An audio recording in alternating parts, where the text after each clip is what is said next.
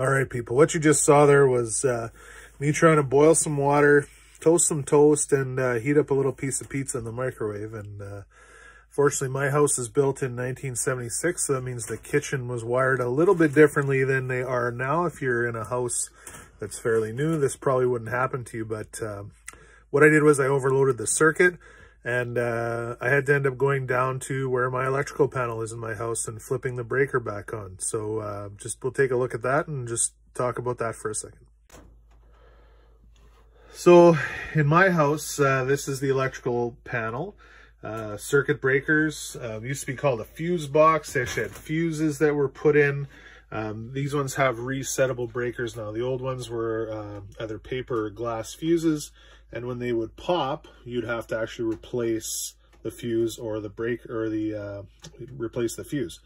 What we can do now is we have I'm going to show you here. These are breakers, and inside there's a mechanism which will cause it to trip if too much power is drawn through it. So I had too much going on there. I plugged in a kettle, a toaster, and a microwave all at the same time, and it popped that breaker. So normally this is in the on position. I don't know if you can see. Yeah, see, on.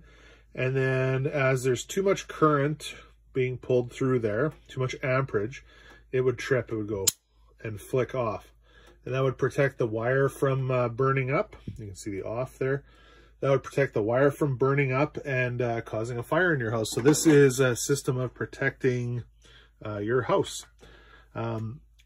My circuit breaker box is almost full. It has, this one is a 40 space breaker panel.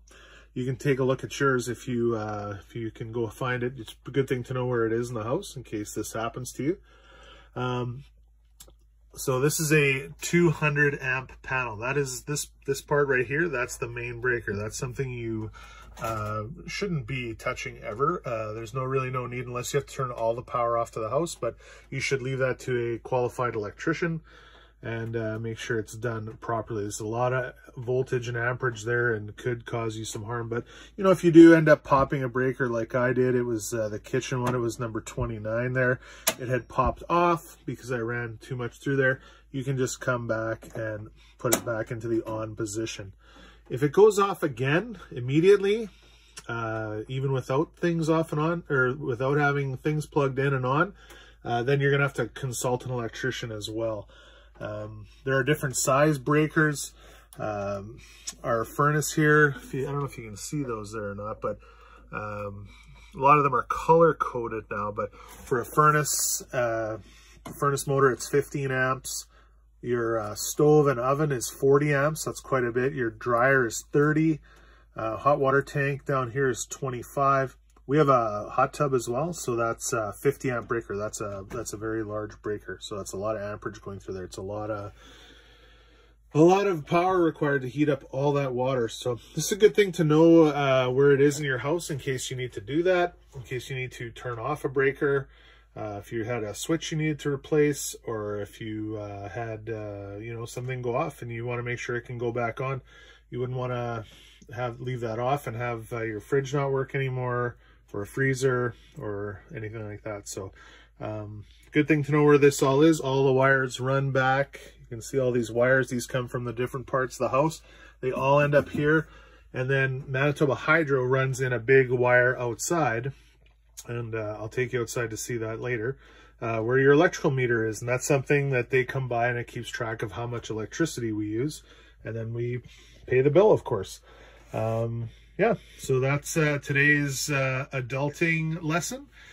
Good thing to know where that all is and what to do with it. And, you know, if you ever smell any smoke or feel heat coming from this area, then it's time to call an electrician and get it looked at and fixed. Qualified electrician. Red Seal. Yeah. All right. If you have any questions, you can just post your comments here. And take a look at home. Find out where your panel is, how many amps it is, how many spaces it has. The first house I had was only a 60 amp panel, and it only had 16 spaces. Very low amperage, but we didn't have a lot of electrical things when that house was built. It was built in the 1950s. And yeah, so you can take a look at that in your house.